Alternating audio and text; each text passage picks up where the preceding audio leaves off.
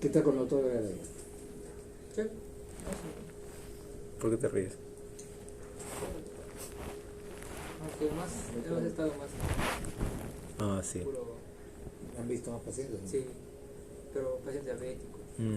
Ya Buscaba un des- paciente de lo que, del tema que teníamos que ver. Claro, ya tiene pacientes en piso. ¿Han visto pacientes de diabetes? Sí. He visto 2, 3, así. Son lesiones graves acá en la cabeza, uno no tenía. Eso ¿En la piel? sería así. Sobre todo es el más amputado. Ya. Creo que te pones allá mejor, ¿no? Para que puedas ver, porque si no...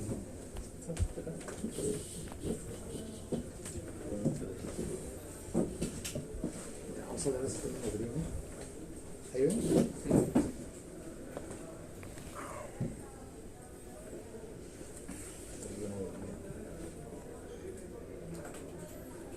Hay dos. Vamos a hablar hoy día de las alteraciones relacionadas con la corteza suprarrenal. Ustedes saben hace tiempo que la corteza suprarrenal es un órgano que secreta hormonas y sustancias vasoactivas, ¿no? La corteza y la médula. Y entonces hay dos formas básicas en las cuales puede haber alteraciones de la función de la corteza suprarrenal: la hiperfunción o la hipofunción, ¿no? Entonces, cuando hablamos de la hiperfunción de la corteza suprarrenal o en general el exceso de corticoides circulantes, estamos hablando del síndrome de Cushing, ¿no? Como dice aquí, el término de síndrome de Cushing se refiere a los hallazgos clínicos resultantes del exceso de glucocorticoides circulantes. Y eso puede ser por varias causas. Es más, la causa más frecuente no es ni siquiera una enfermedad interna, sino es el consumo exógeno. ¿Okay? Lo más frecuente, o la causa más frecuente del Cushing es que sea exógeno, porque el paciente por algún motivo tiene que consumir o porque consume por algún motivo corticoides. ¿Okay? Entonces, usualmente estamos hablando de pacientes que, por ejemplo, toman tratamiento inmunosupresor de manera permanente por alguna enfermedad inmunológica, por trasplante o por cualquier motivo que les obligue a tomar una dosis permanente y persistente de corticoides. Antes los asmáticos solían tener más síndrome de Cushing, ¿verdad? Cuando no existía todavía la vía respiratoria. No lo sé, Que era más probablemente local. sí. Lo que pasa es que el tratamiento sistémico para el asma tiene sus indicaciones, ¿no? Y la indicación es justamente que sea de corto tiempo, menos de 7 días, porque justamente ese es más o menos el punto de corte para ver la inhibición del eje. Ustedes saben que las hormonas, eso les debe haber explicado, las hormonas se manejan por ejes, y esos ejes de secreción hormonal se retroalimentan por la cantidad de algunas hormonas, de las mismas hormonas del órgano. Entonces, por ejemplo, el eje hipotálamo, hipófisis, adrenal, que es el que nos interesa ahora, se inhibe con la cantidad alta de corticoides, ¿no? Y a la inversa, ¿no? Entonces, cuando hay baja cantidad se estimula la secreción de las hormonas estimulantes, tanto la CRH como la ACTH, ¿no? Y entonces, este mecanismo normal de control, ustedes ya saben, ¿no? Eso ocurre siempre. Cuando hay una ingesta exógena por mucho tiempo, por más o menos en promedio más o menos de 7 días, entonces se inhibe el eje. Y por eso es que los tratamientos de corticoides en pacientes asmáticos son de corto tiempo, menos de 7 días. Ahí no se inhibe el eje, no hay problema. Cada vez se usan menos los tratamientos de corticoides sistémicos para pacientes asmáticos. porque tenemos la oportunidad de usar corticoides inhalados preventivos para evitar de que el paciente tenga crisis, ¿no? O sea, con los corticoides inhalados prácticamente uno lo pasa fresh, ¿no? En todo el invierno, que es donde hay las exacerbaciones del asma, más los medicamentos de rescate, que son los short acting beta agonistas, ¿no? Los SAP, salbutamol en la cabeza, hablando del asma y los corticoides. Entonces, por cualquier motivo por el cual haya una necesidad de consumir corticoides, esto puede potencialmente desencadenar los síntomas clínicos o los signos y síntomas del síndrome de Cushing. ¿Qué cosa es un síndrome de Cushing? O sea, son los signos y síntomas por el exceso de glucocorticoides circulares. Y repito, la causa principal no es una enfermedad endógena, sino que usualmente es el consumo exógeno de corticoides por algún motivo médico. Entonces van a ver Cushing, por ejemplo, en pacientes que tienen enfermedades autoinmunes, porque tienen que consumir corticoides crónicamente, lupus, ¿no? Van a ver Cushing en pacientes que, por ejemplo, son pacientes trasplantados, que tienen que tomar corticoides exógenos.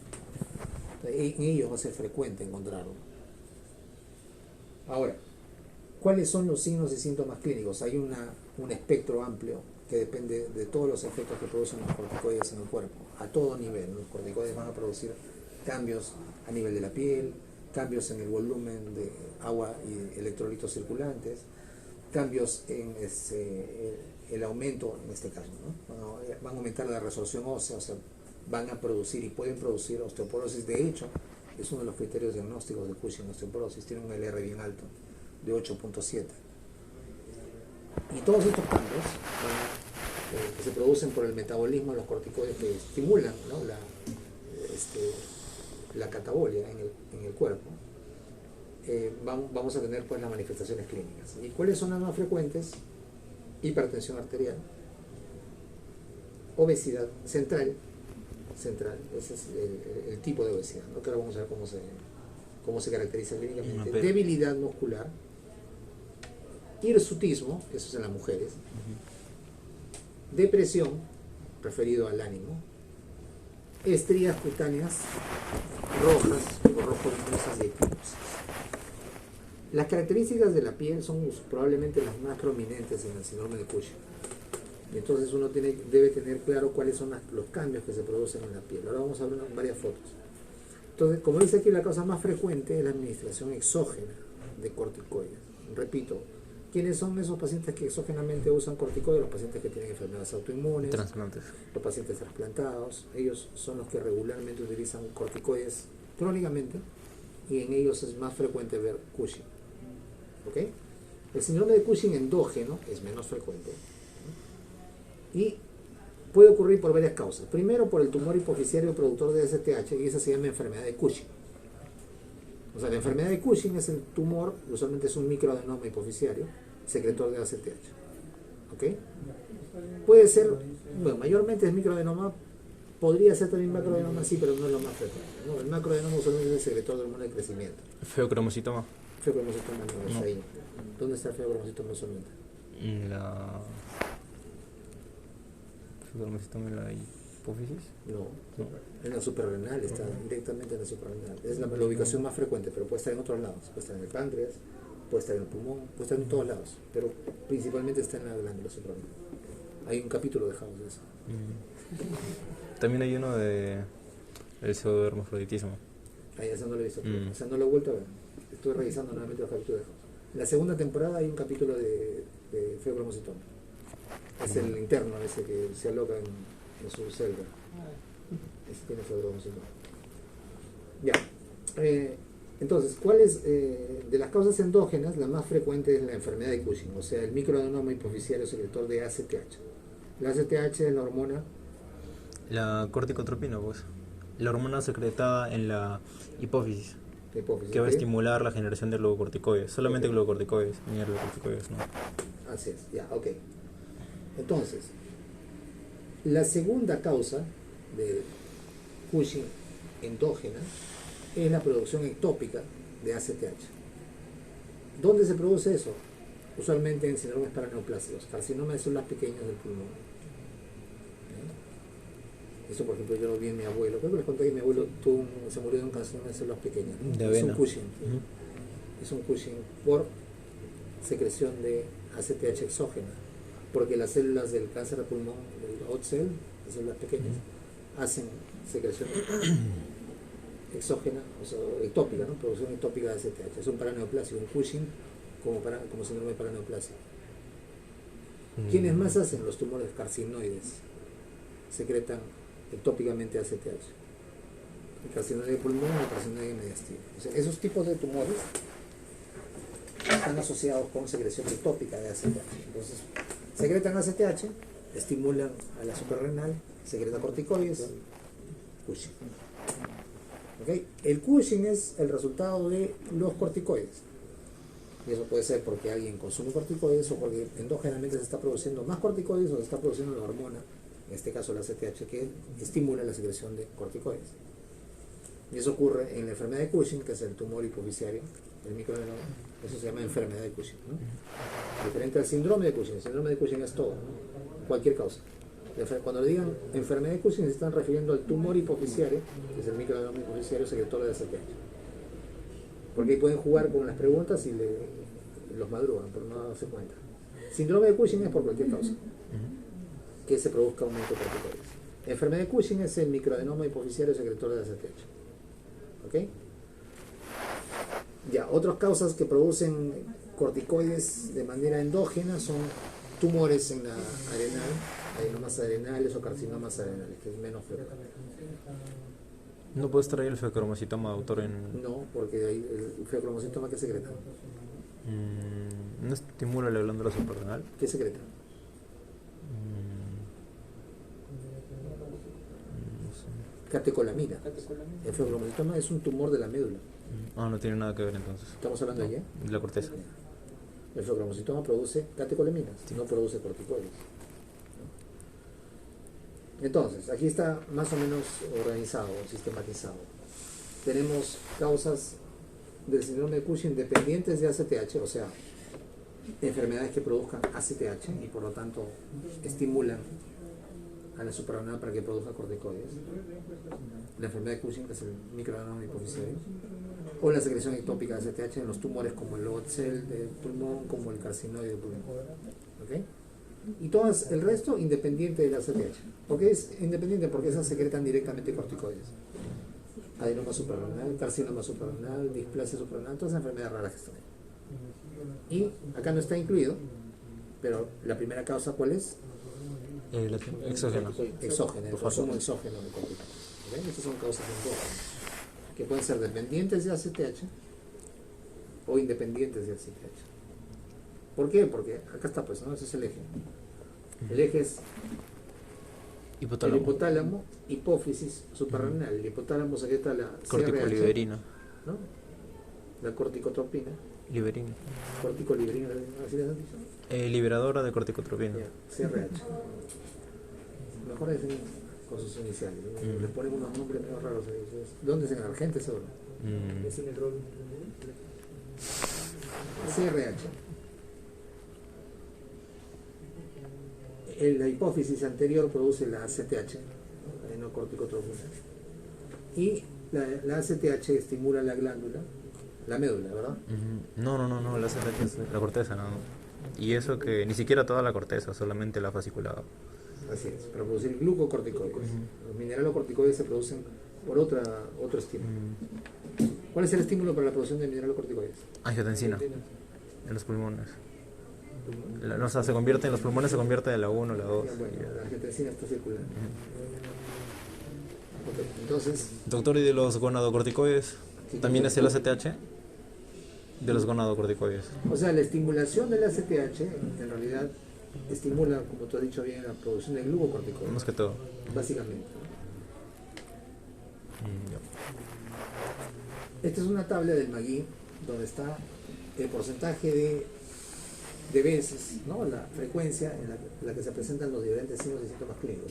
Hipertensión hasta en un 88%. Por eso es que la hipertensión es una de las características claves en el diagnóstico del síndrome de Cushing. El hábito corporal, o sea, la distribución de la grasa, que es la fase de luna llena, la obesidad central y la jiba, ¿no? La jiba de búfalo, va en porcentajes variables hasta el 97% incluso la obesidad central. La obesidad central es en realidad una de las características clínicas más importantes para el diagnóstico de Cushing. La distribución de la grasa de esa manera, ¿no? Con la cara de luna llena, ¿no? Con el cuello aumentado y con la jiba, eso es típico del Cushing. Los hallazgos en la piel van desde 27% que dice la piel delgada.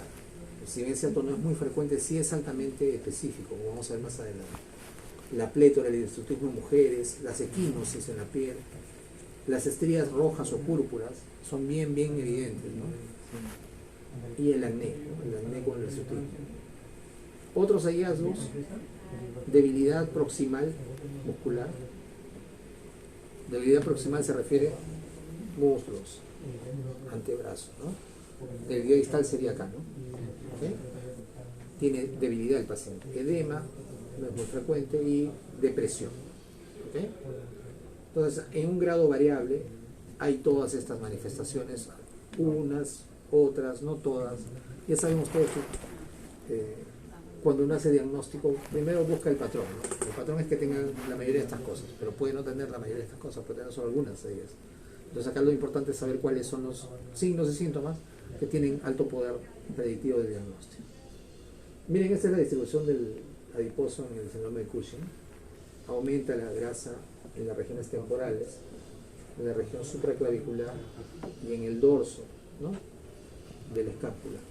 Por eso producen la cara de luna llena, con el cuello abotagado y con la jiba de búfalo.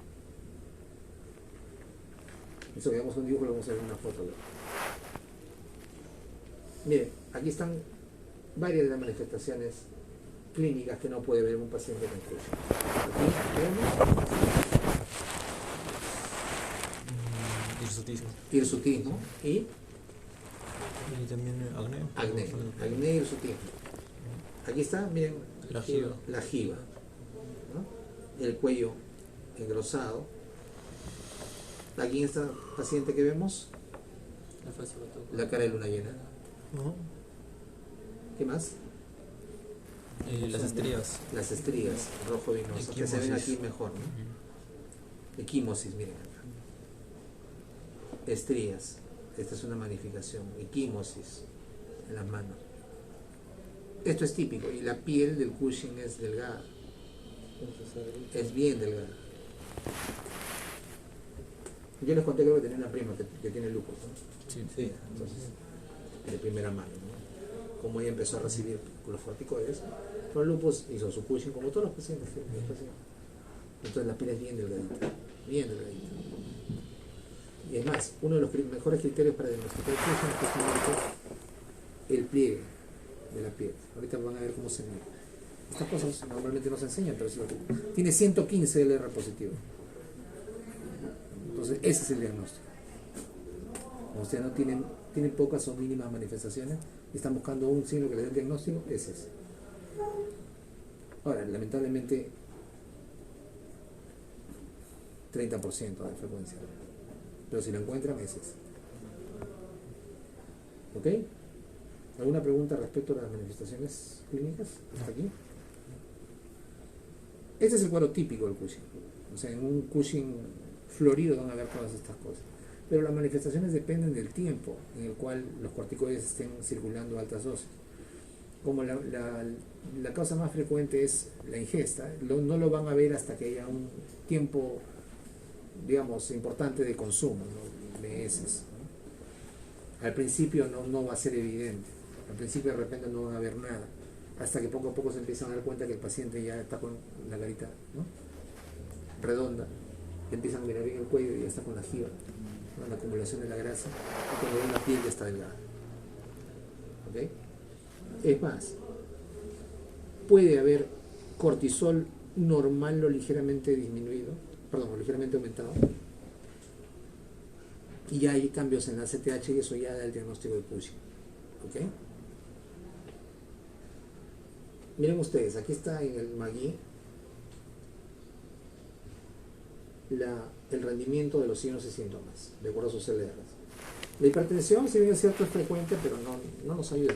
2.3 LR positivo. No es un signo que nos permite dar el diagnóstico. La fase de luna llena 1.6. Si no hay, el LR negativo es 0.1. O sea, si no hay, eso me descarta. ¿Okay? Pero si hay, no me confirma el diagnóstico. La obesidad central tiene LR de 3 positivo. O sea, no, ayuda, pero no mucho.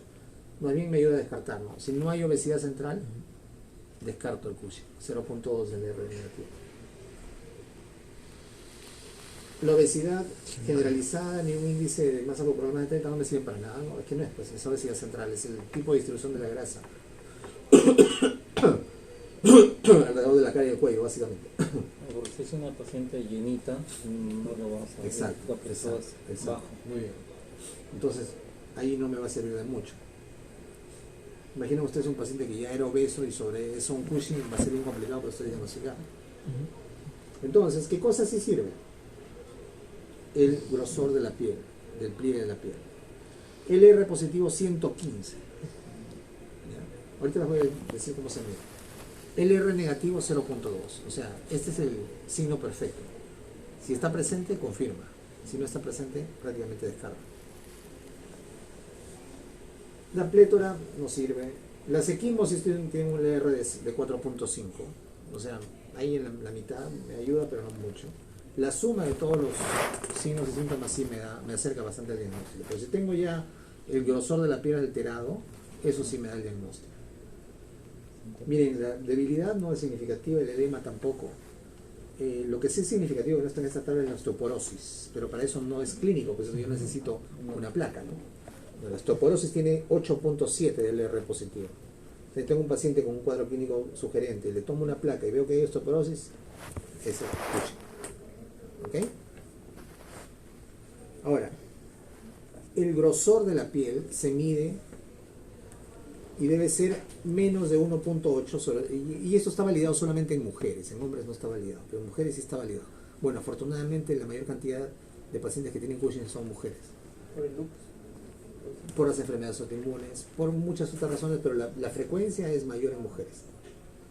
Entonces, en mujeres, medida del el grosor de la piel menos de 1.8 milímetros tiene 115.6 del R positivo y 0.2 del R negativo. De esta manera se mide. Miren, tienen que utilizar un caliper, ¿no? ¿Ya? ¿El Garnier también se puede utilizar? Sí, un caliper, ¿no? Cualquier caliper. Bien, así. Agarran en la parte media del dedo y miden el pliegue. ¿Se dan cuenta? Cómo se hace, y luego van a mirar acá. En un paciente con Cushing, para que eso sea significativo, tiene que ser menos de 1.8 milímetros. Aquí este paciente le midieron, tenía 3. Normalmente las personas están entre 3 y 5. Pero en el Cushing se adelgaza la piel totalmente. Y ustedes cuando tocan la piel, se nota la piel tersa. No tenemos ninguno. ¿Sí, con mi abuela? ¿Ah? ¿De adulto mayor? Sí, pero no es seca. Ah, ya. La piel del adulto mayor es seca. En cambio, la piel del Cushing es brillante. Es húmeda, delgada. Y entonces, aparte de eso, cuando hacen ustedes el pie, como están viendo aquí cómo se mide, ¿no? En el dedo, ¿ok? Se mide donde la piel es un poco más gruesa, y ahí se mide, y si esto es menos de 1.8 milímetros, entonces eso es positivo, LR positivo 115, ¿ok? O sea, ese es diagnóstico de Cushing. Solo por la piel, ¿eh? Eso está en el artículo del New England que les he puesto ahí en la carpeta. Es decir, ustedes podrían no tener todo el cuadro clínico florido y hacen esto y ya tienen el diagnóstico. Este gráfico resume todo lo que les había dicho, ¿no? Los síntomas resultan de la exposición a los niveles altos de cortisol, y eso va a depender del tiempo. O sea, cuanto más tiempo esté el paciente con los niveles altos de cortisol, va a tener un cuadro más florido. Si es poco tiempo, vamos a tener algunos signos y síntomas por ahí aislados, entonces no va a ser el cuadro clínico florido, ¿no? Lo más frecuente es que sea exógeno por ingesta de corticoides. Uso a largo plazo de glucocorticoides. Y lo segundo, que sea endógeno, que sea enfermedad de Cushing, que es, ¿qué cosa? Que sea por hiperplasia, neoplasia de la hipoficial. Tumor, microadenoma hipoficiario, secretor de ACTH. Esa es enfermedad de Cushing. Entonces, ahí está aumentada la ACTH y el corticoide, cortisol. Sí. Y en un paciente que tiene un Cushing exógeno, ¿cómo están los corticoides? Cuando yo le mido cortisol, ¿está aumentado o disminuido? Aumentado. ¿Y el ACTH? El ACTH está disminuido. Porque el exceso exógeno inhibe el eje. Así es el diagnóstico. Cuando uno quiere saber qué está pasando, dónde está el problema. Si es primario, ¿no?, de la glándula, o es secundario, está arriba. Se mide el cortisol urinario, vamos a ver, ahorita se mide el cortisol urinario, y si hay dudas se mide el ACTH. Sí. Entonces, cara de luna llena, la jiba de búfalo, las estrías, las extremidades delgadas, las equimosis,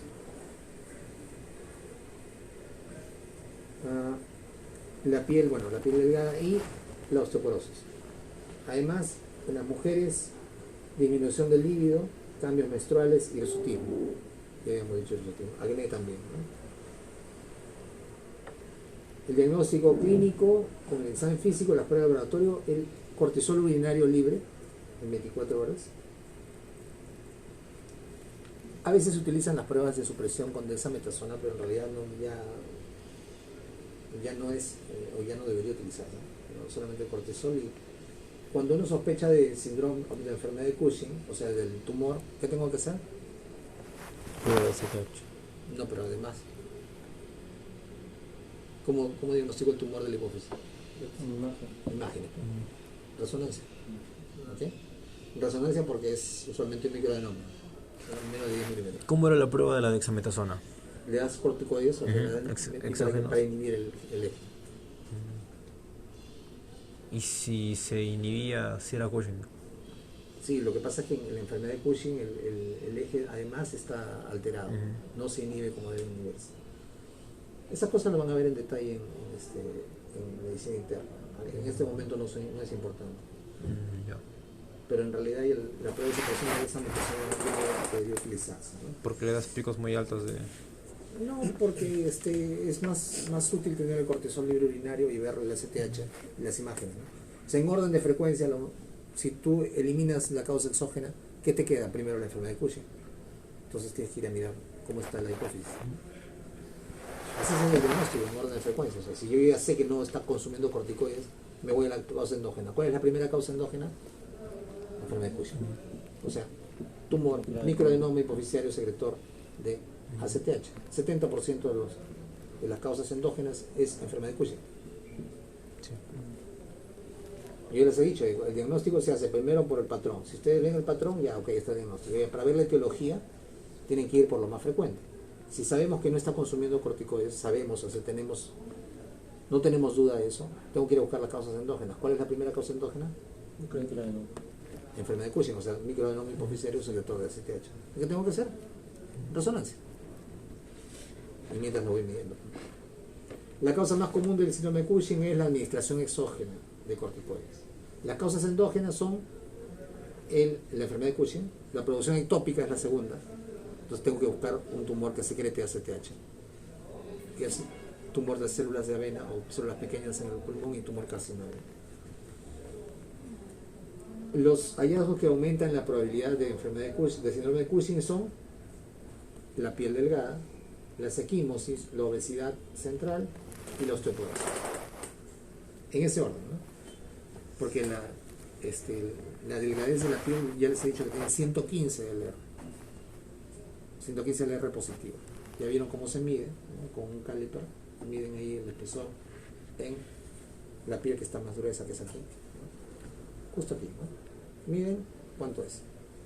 Menos de 18 milímetros para mujeres, de 1.8 milímetros para mujeres es positivo. En hombres no está validado.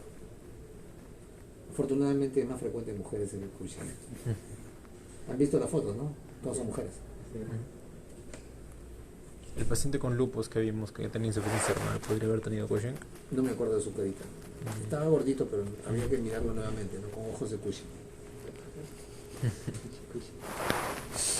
Cushing es bien frecuente, o sea, justamente por eso, porque hay un montón de gente consumiendo corticoides, ¿no? Por X enfermedades. No, pero esos pacientes que requieren sí o sí el corticoide, ¿cómo lo manejan?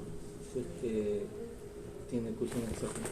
O sea, el punto es que tú tienes que ir balanceando, ¿no? O sea, ¿cuál es el grado de inmunosupresión que requieres para poder mantener al paciente sin problemas? Si tú necesitas un gramo por kilogramo, ¿no? 1 miligramo de dosis de inmunosupresión, pero si tú necesitas mantener inmunosupresión importante, tienes que jugártela con el Cushing. Tienes que tratar con el Cushing. O sea, vas a tolerar el Cushing, lo que no quita que sea malo, ¿no? O sea, porque finalmente la osteoporosis es un problema serio. Y tú vas a necesitar hablar con el médico tratante para ver hasta cuánto puede bajar la dosis del corticoide que le produzca la inmunosupresión necesaria y que no le produzca la osteoporosis. ¿El límite en prednisona es un miligramo por kilogramo? 1 miligramo por kilogramo. Es un montón. Es un montón. Pero cuando un paciente ya está estable, por ejemplo el lupus, ¿no? Puede bajar la dosis hasta 0.5 y está bien. Entonces, y con eso usualmente ya no tienes tanto efecto secundario del corticoide. Porque el Cushing es básicamente el efecto secundario de dosis suprafisiológicas de corticoides. O sea, normalmente hay como 5 o 10 nanogramos por mililitro de cortisol. En el Cushing hay 400, 500. O sea, 10 veces más. Entonces, ¿cómo tú balanceas la cantidad de dosis de corticoide que necesitas para tu enfermedad y para no provocar Cushing? Depende. Pues. Si el paciente está en una exacerbación, por ejemplo, de lupus, está frito porque tienes que meterle corticoide a pastos. Solamente le metes en pulsos, ¿no? Una vez que ya pasa, le dejas corticoides de mantenimiento y vas a estar por lo menos 3 o 4 meses con dosis altas de corticoide, hasta que por fin vas a poder bajar un poco y ver cómo va, ¿no? Si nuevamente hace un relapse, o sea, nuevamente recidiva, otra vez tienes que irte con drogas inmunosupresoras. Depende mucho de la enfermedad de fondo. Por eso digo, tenemos que tolerar a veces el Cushing. Y el paciente va a estar constantemente con un cuadro clínico de Cushing. Yo no lo voy a poder tratar el cuadro clínico porque va a contrarrestar la dosis que yo le he dado. Eso es lo que tienes tú que balancear, ¿no? O sea, ¿qué es lo más importante en ese momento para el paciente?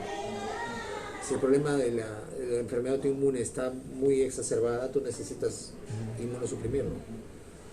Tienes que andar con eso. Ni modo. Ni modo.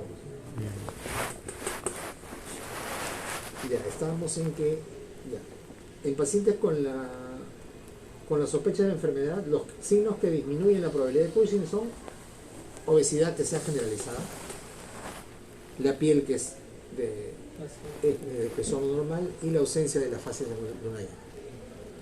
Lo cual es difícil, ¿no? Cuando el paciente es gordito. Y encima si es mujer, multiple, estrías. Sí, pues. ¿No? Pero las estrías, si son estrías blancas, no. Si son estrías rojo vinosas, sí. ¿Ok? Ya, nada más. Ahora vamos al otro cuadro, la insuficiencia suprarrenal. Addison es solamente una pausa. La insuficiencia suprarrenal es la situación clínica originada por la deficiencia parcial o total de la secreción de hormonas córticos suprarrenales, principalmente glucocorticoides y mineralocorticoides. ¿Okay? Aquí sí se afectan las dos. ¿Por qué? Porque por las causas, como vamos a ver. Las causas son exógenas o farmacológicas, así como están en el argentino, farmacológicas o exógenas, y patológicas o endógenas. ¿Ok? Las farmacológicas son las más frecuentes, o sea, medicamentos que interfieren en el eje. Supresión del eje hormonal por administración, por ejemplo, crónica de glucocorticoides sintéticos. En dosis altas inhiben el eje. Atrofia. No es que se atrofia, ¿no? Inhiben el eje. Tú dejas de darle el corticoide y ¡plum! Insuficiencia suprarrenal. De golpe. ¿No? O sea, eso es lo que ocurre, por ejemplo, si tú te pasaste, ¿no? Le diste al paciente asmático 10 días de corticoide, ya deja de tomar. Hace crisis suprarrenal. Porque ya está inhibido el eje. Y tú le quitaste la hormona, ya no tiene de dónde. Entonces, bájale la dosis de poco. Claro, cuando ya te pasas de 5 días, ya tienes que. No deberías pasarte 5 días de corticoides sistémicos, ¿no? Esa es la indicación, 5, 7 máximo, ¿no? Si ya te pasas de ese tiempo, tienes que empezar a bajar progresivamente para no inhibir el eje. Si inhibes el eje, haces esto, produces insuficiencia suprarrenal aguda. ¿Por qué? Porque le has inhibido el eje metiéndole corticoides exógenos. ¿Entienden, no? ¿Sí entienden? De verdad. ¿Tú no entiendes? No, que se entiende. Acá está, pues, ¿no?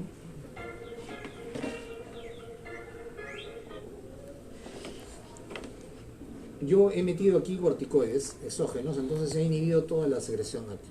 ¿Ok? Como ya pasaron más de 7 días, ya el eje está anulado. No se está secretando porque hay corticoides exógenos. ¿Qué pasa si en ese momento corto la ingesta de corticoides? El eje tiene que recuperarse todavía. Por unos días voy a hacer crisis suprarrenal. Porque esto está bajo. ¿Por qué? Porque le he metido corticoides exógenos. ¿Ok?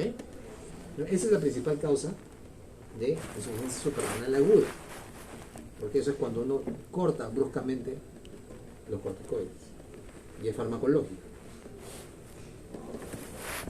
Ahora, las patológicas, o sea, las causas endógenas, son primarias, y eso siempre ocurre con las enfermedades hormonales, ¿no? Son primarias si afectan directamente a la suprarrenal, o son secundarias o terciarias si afectan a la hipófisis o al hipotálamo. ¿Ok? Entonces, en general, primarias y secundarias, ¿no? Primarias de la glándula y secundarias de la hipófisis y hipotálamo. En realidad se dicen en otros libros secundarias y terciarias, pero bueno. Entonces, las primarias están causadas por enfermedades que dañan la suprarrenal. Y ahí tenemos a la enfermedad de Addison. La enfermedad de Addison es el daño directo de la suprarrenal. Y eso ocurre por varias causas, ¿no? En los países desarrollados o en la literatura convencional, la principal causa de daño de la suprarrenal es autoinmune. ¿Okay? Y esa causa autoinmune está usualmente desencadenada por una infección viral, que puede ser citomegalovirus, que puede ser HIV. Esos virus desencadenan una reacción autoinmune que produce destrucción de la suprarrenal. ¿Okay? Entonces, la primera causa de enfermedad de Addison es destrucción autoinmune de la suprarrenal, adrenalitis autoinmune. Esa es una pregunta de residencia, pregunta de todos lados. Pero, y ese es el pero, en países subdesarrollados como los nuestros, donde hay mucha enfermedad infecciosa, una de las causas importantes que produce destrucción de la suprarrenal es tuberculosis. ¿No? Tuberculosis. ¿Ok? Tuberculosis efectivamente produce destrucción de la suprarrenal. Ahora, ¿cuántas veces he visto yo una Addison por destrucción de tuberculosis en la suprarrenal? Nunca. A pesar de que dicen que es frecuente, yo nunca lo he visto. Será porque no es mi especialidad. Tendría que preguntarle a mis colegas endocrinólogos. Pero yo particularmente nunca he visto. O sea, los Addison que he visto han sido autoinmunes. Entonces, la enfermedad de Addison es la destrucción autoinmune, usualmente, de la glándula suprarrenal. Es una insuficiencia suprarrenal primaria de la glándula. ¿Qué otro problema puede haber con la suprarrenal para que sea insuficiencia suprarrenal primaria? Que haya existido una cirugía en la cual hayan sacado las suprarrenales. Una nefrectomía, por ejemplo, por un trauma abdominal, tienes que sacar el riñón y te vas con todo el suprarrenal. Esa es otra causa. No es lo más frecuente, pero cualquier otra causa que esté por encima de la glándula, que esté ya por la hipófisis, ya es secundaria. ¿Ok? O sea, cualquier enfermedad que produzca, por ejemplo, panicopituitarismo, va a producir secundariamente insuficiencia suprarrenal. Por eso, cuando la enfermedad se produce en la glándula, en endocrinología eso se llama insuficiencia primaria. Cuando se produce por arriba de la glándula, en la hipófisis usualmente, secundaria. ¿Cómo se llama ese síndrome en el cual por hemorragia del último trimestre, hemorragia durante el parto, se produce hipoxia de la hipófisis e insuficiencia hipofisiaria? ¿Se acuerdan o no? Esa es pregunta de examen también. ¿Qué? Síndrome de Shiro. ¿De qué? No, estoy hablando de la mujer durante el parto hace una hemorragia del tercer trimestre, hace hipoxia y se produce hipoxia de la hipófisis. Se produce panipopituitarismo. Eso tiene un nombre.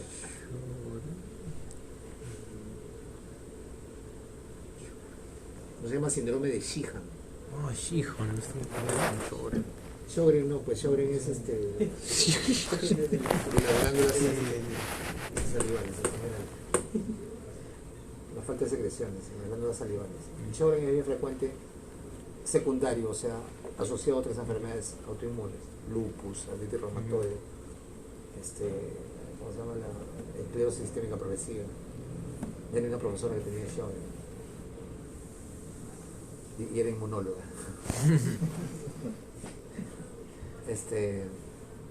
Entonces, en el síndrome de Sheehan se produce un panhipopituitarismo, ¿no? Por la hemorragia masiva en el último trimestre se produce hipoxia y finalmente necrosis y panhipopituitarismo.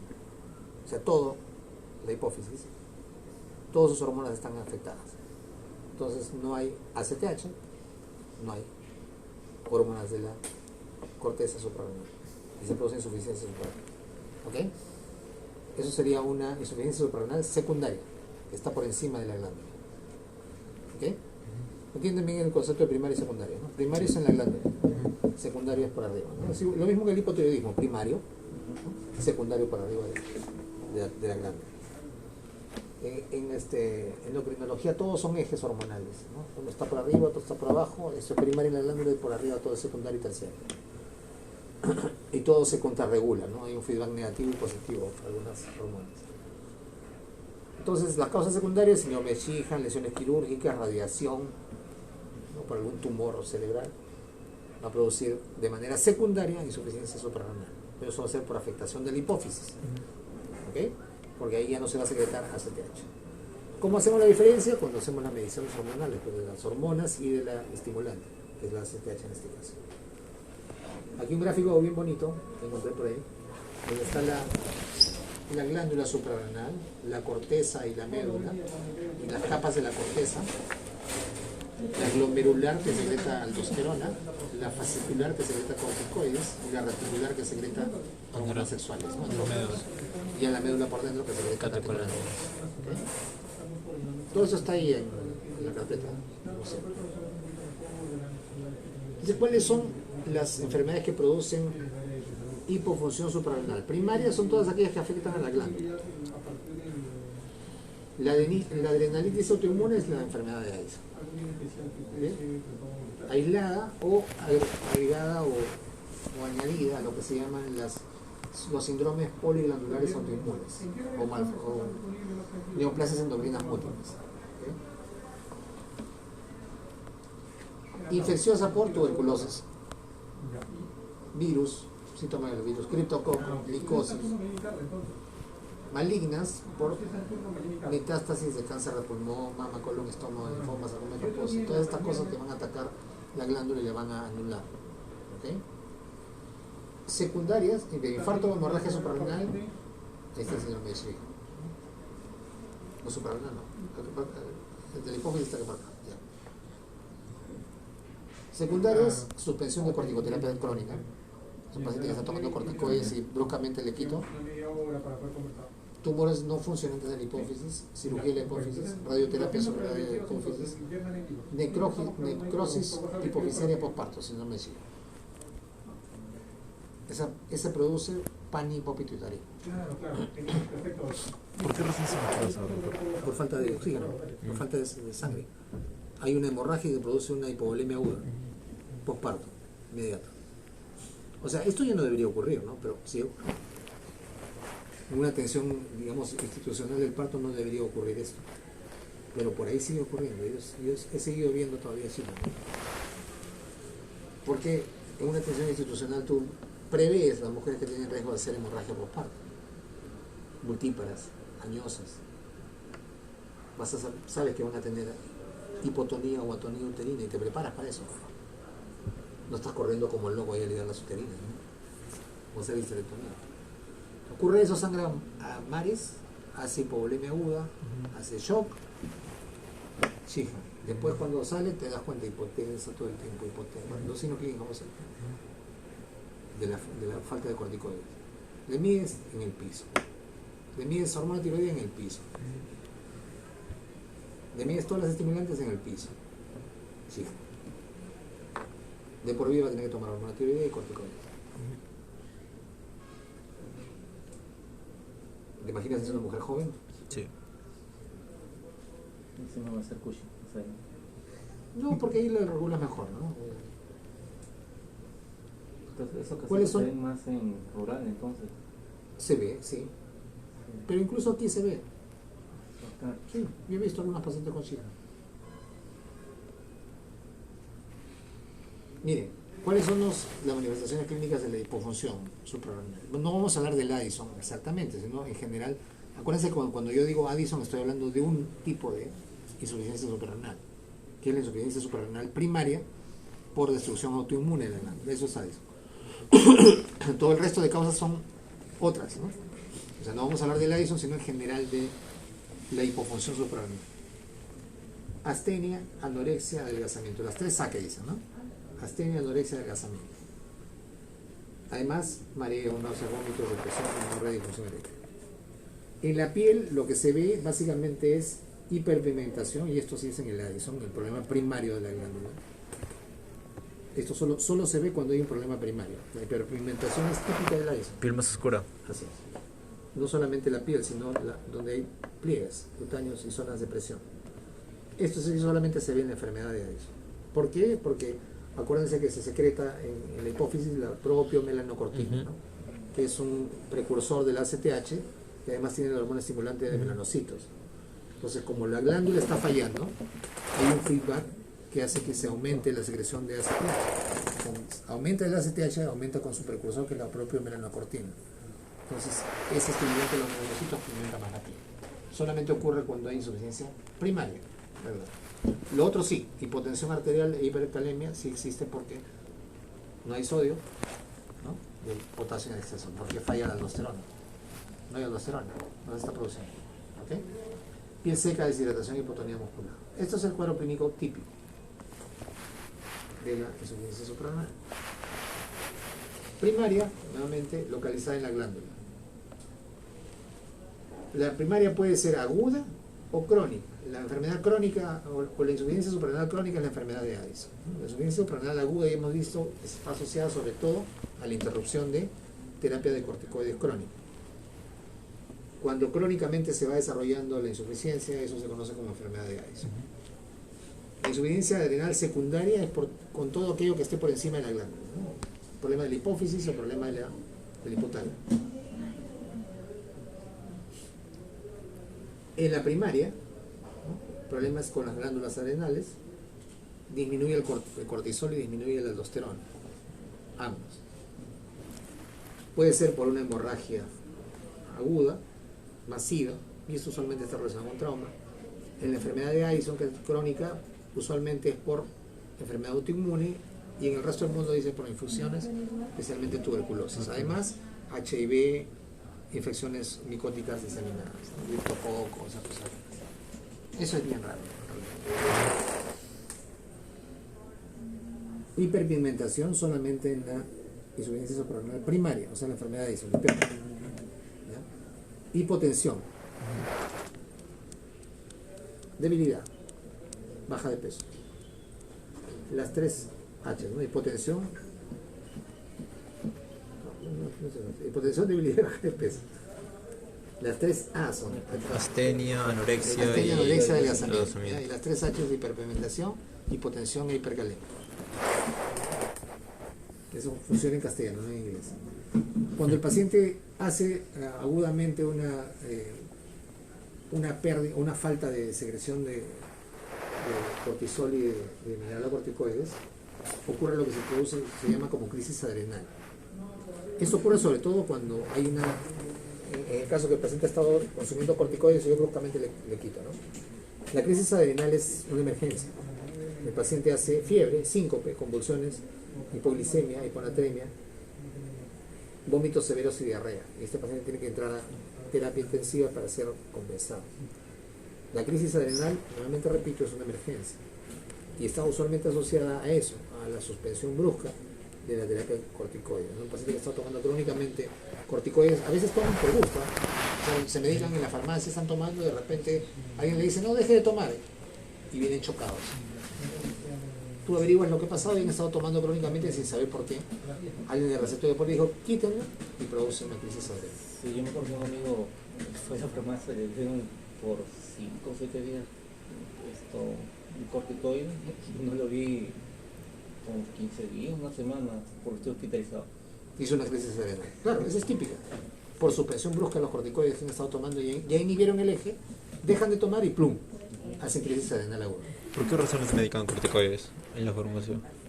La farmacia te pone por cualquier cosa corticoides. Hay gente que no sabe. Es ejercicio ilegal de la medicina. Y la gente, como es idiota, les hace caso y terminan en el hospital. Y después todavía se quejan del hospital. Me mataron en el hospital.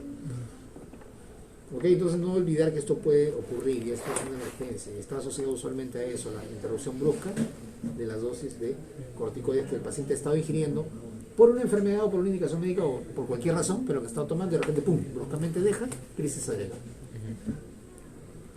Hay una asociación importante entre el vitiligo y la insuficiencia suprarrenal, básicamente con la enfermedad de Addison. Los pacientes tienen vitiligo. ¿Ya? Hay una asociación interesante.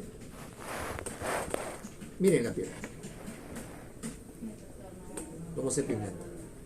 Pero esto es en la enfermedad de Addison, ¿no? O sea, en la insuficiencia suprarrenal primaria de la glándula. ¿Ok? Pero el vitiligo no es al revés. Claro, pero estoy hablando solamente de pigmentación acá. Ahí, El vitiligo es que además de esto hay zonas hipopigmentadas. Miren cómo se pigmentan las uñas. ¿Se dan cuenta? Las encías, la lengua. La pigmentación es de piel y mucosas.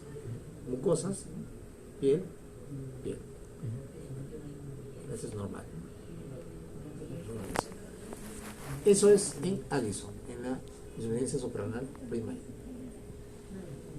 Digamos que eso es lo más visible, ¿no? Cuando no es Addison, sino es insuficiencia suprarrenal secundaria, no van a ver la pigmentación, pero sí van a ver todo el resto del cuadro clínico. Astenia. ¿Más? anorexia y adelgazamiento. Adelgazamiento. ¿Más? Las 3H. Pero no va a haber hiperpigmentación, sino va a haber hipotensión, hipercalemia. ¿Ok? ¿Correcto? Creo que no. Sí. Batman la tiene difícil. Si hay hiperpigmentación es Addison. O sea, es la insuficiencia suprarrenal primaria. Listo. ¿Alguna pregunta respecto a enfermedad suprarrenal? ¿Qué se duele en esto? No. Doctor, una pregunta. No es una señal de tiroides. ¿Qué pasa cuando una persona le hace por un carcinoma en tiroides y ya le extrae, es asmático y tiene quistes en los riñones? ¿Cómo manejan la crisis asmática en estos pacientes que no tienen tiroides si supuestamente no pueden consumir corticoides? No entiendo tu pregunta. O sea, hay un paciente que no tiene tiroides, está con vitaminas, con su calcio, vitamina D, entonces, pero aparte también ¿Tiene hipotiroidismo postquirúrgico? sí, Ya, y es asmático. asmático, encima cálculos en los riñones. ¿Cómo se manejan? Pero pronóstico desde qué punto de vista. Si el hipotiroidismo se suplementa la hormona. ¿Cómo manejan que no pueden consumir corticoides? ¿Por qué no podemos hacer corticoides? Pero para el asma hay otro tratamiento aparte de corticoides, no solamente... No, pero ¿por qué no podemos hacer corticoides? Porque eso es lo que le han dicho. Eso es lo que le han dicho. Así le han dicho. Por eso yo le preguntaba si pueden consumir corticoides. Esa iba la pregunta. ¿De tiroides no sería de la suprarrenal? No, no tiene tiroides, no tiene... Pero eso no importa, pues se le da hormona tiroidea por el resto de su vida. ¿Qué tiene que ver los corticoides con la hormona tiroidea? Por eso, esa era mi pregunta. ¿Quién le habrá dicho esas cosas? De repente ha sido un farmacéutico, un inútil por ahí. No tiene nada que ver. El asma se maneja como tiene que manejarse. O sea, ya les dije, ¿no? Los cortos de corticoides sistémicos cada vez se usan menos. Porque tenemos corticoides inhalados que son de muy buena acción local, producen acción local y usados regularmente mantienen al paciente sin crisis, sin necesidad de ir a nebulizarse ni menos darle corticoides sistémicos. O sea, la indicación de la terapia del asma básicamente es que sea tópica, que sea inhaladores.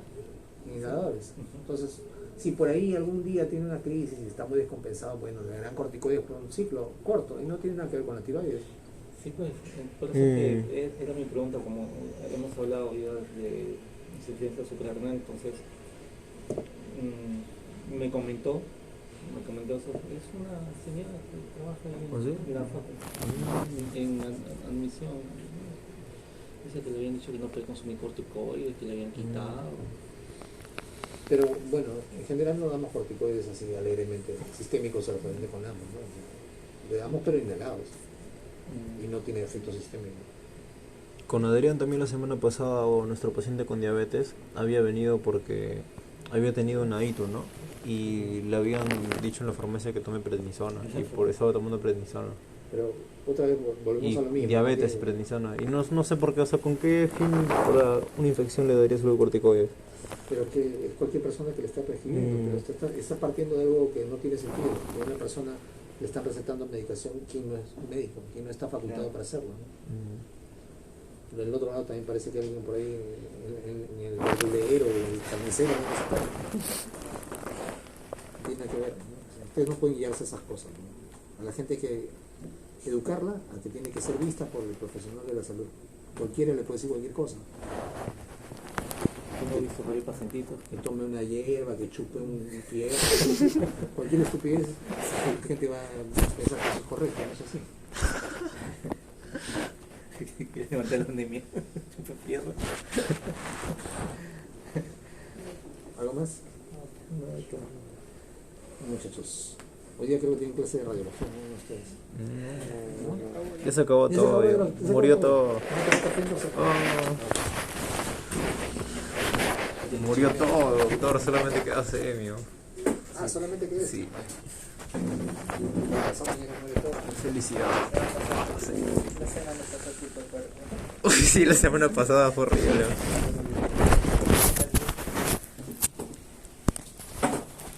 Vamos a rescatar las cosas del consultorio.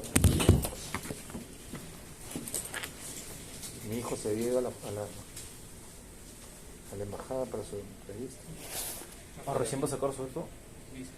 Ah, pero ya tiene... No, o sea, se ha ido para que le cambien de visa. Ah, ya.